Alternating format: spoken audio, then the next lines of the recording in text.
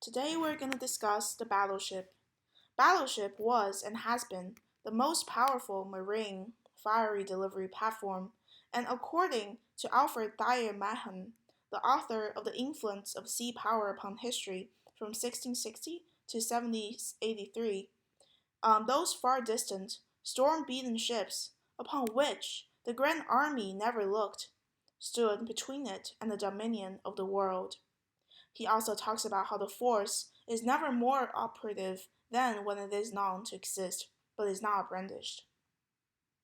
Thus, due to the undeniable strategic deterrence of battleship, the major powers devoted a huge amount of resources to R&D, and eventually the hegemonic view of the ruling of battleship turns into an army race. It ultimately leads to the new political landscape of what now referred to as the Navy holiday. It is a brief breather between the World War I and World War II. Far from the European continent, where the most destructive and bloodless battles took place, Japan had rather little impact from the war than her allies. However, the negotiations and treaties that had followed the war brought tremendous impact to this Asian power and led it to another destination. A destination where Japan will be on the opposite side of her wartime allies, United States and Britain especially, and eventually go to war with them.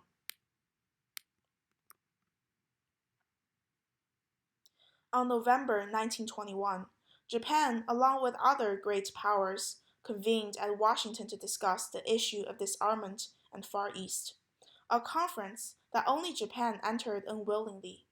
This conference and the subsequent Washington Naval Treaty, the Four Power Treaty, and the Nine Power Treaty greatly upset Japanese popular opinion and the military, while the Japanese government had no choice but to accept the treaties. The Four Power Treaty was the first of the three to be signed. The treaty primarily dealt with maintaining the status quo in the Pacific Ocean between the four signatory powers, which are the United States, Great Britain, France, and Japan. However, the most significant effect of the treaty on Japan was the abrogation of the Anglo-Japanese alliance. The Anglo-Japanese alliance, first signed in 1902, was against Russia's expansion in Far East and lasted until 1921. The alliance provided valuable diplomatic and intelligence support to Japan during the Russo-Japanese War and prompted Japan to enter the First World War on the British side.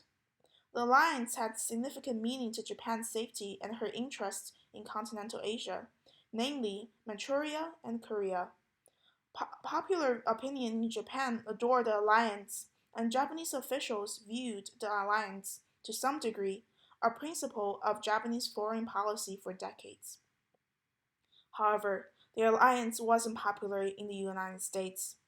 Facing two major naval powers on two different sides in alliance was not a favorable outcome to the Americans. Therefore, one of the diplomatic goals of the United States in Washington Conference was exactly the abrogation of the Anglo-Japanese alliance. Regardless of opinion of both sides, the British and Japanese, both trying to antagonize the United States, chose to accept the abrogation. The United States proposed the termination of the alliance by replacing the alliance with a four-power treaty. However, in comparison, the two treaties would show that the new treaty, while clarified its intention of maintaining the status quo in Pacific region, had no articles, let me stress that again, regarding mutual defense or support during wartime, or recognition of each power's special interests. In case of war, Japan would not only not receive guarantee of support or neutrality from any major naval powers. Such a diplomatic environment was very unfavorable to Japan and served only to increase its hostility against the United States. The next treaty we're going to discuss is the Washington Naval Treaty, or known as the Five Power Treaty of 1922. It is signed in February 1922 and was very popular among domestic public and military forces. The treaty required, as we can see, from US, Britain, Japan, France, Italy, it is a division of 5, 5, 3, 1.67 to 1.67. And between the US, Britain, Japan of 5:5:3 ratio of capital warship tonnage, and in order to obey that ratio, Japanese government has to specifically cancel the ongoing construction of the 8-8 fleet. And this kind of 8-8 fleet, countries also established agencies to maintain peace and avoid competition, and also keep an eye on every other country to follow the treaty.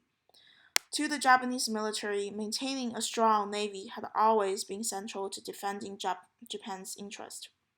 Due to the enormous disadvantage of Japan when confronting against the United States Navy, especially after the cancellation of Anglo-Japanese alliance, Japanese Navy estimated that they need to maintain at least a fleet 70% of American fleet, so that Japan could have hope to win the war. This is also the reason for the construction of the 8-8 fleet. However, Japan was in no economic condition to build or maintain the 8-8 fleet. The Navy was outrageous with the treaty while the government, trying to reduce the armament and modernize the military, suppressed the objection of the military and accepted the treaty. Japanese government made a wise decision to stick with the treaty, for if Japan were to exit disarmament, naval race would start again among the three powers, and Japan would be first to lose the race due to its poor economic condition. Even if Japan had finished her 8-8 fleet plan, she would still have an incomparable fleet compared to that of the USA. But the radical members of the Navy aligned themselves with ultra-nationalist movements inside Japan, ultimately won over popular support over the issue of the naval disarmament. The final treaty we're going to discuss about of the conference is about the Nine-Power Treaty that deals specifically with Japan's imperialism in China and Siberia. Japanese military had been adopting what was called the Asiatic Monroe Doctrine, and in response to American interpretation of the Ishii-Lansing Agreement, Japanese Foreign Minister Ishii Kujiyo pointed out, okay, here's the quote. Even if China were to fall into ruins as a result of mighty natural upheavals, or sufferers from plague should crowd the city streets, would not necessarily threaten the existence of the Western powers, but the same could not be said of Japan, which could not be stand seemingly without China. Similar positions of Japanese government can also be seen when Japan decided to go to war with Russian Empire over the issue of Korea. Japan had been constantly seeking American and Western recognition of its special interest in China. Though the Nine-Power Treaty wasn't as effective as the naval treaty listed above, it still raised quite a lot of fierce objection from the Japanese army, especially those deployed abroad, who deeply believe in the Monroe Doctrine and Japanese special interest in China, bearing the seed for the further violation of the treaty 10 years later in 1931. To generalize the impact of these treaties and negotiations on Japan's international position, we can clearly see a logic that could trace back to the start of modern Japan. The root cause of Japan's alienation from the West is Japan's fear of falling into the colony of the West. With this deeply rooted fear, a series of distorted systems were built up. The mistakes, ultra-nationalist propaganda, and the militaristic government structure that gradually piled up during a time of stability and development.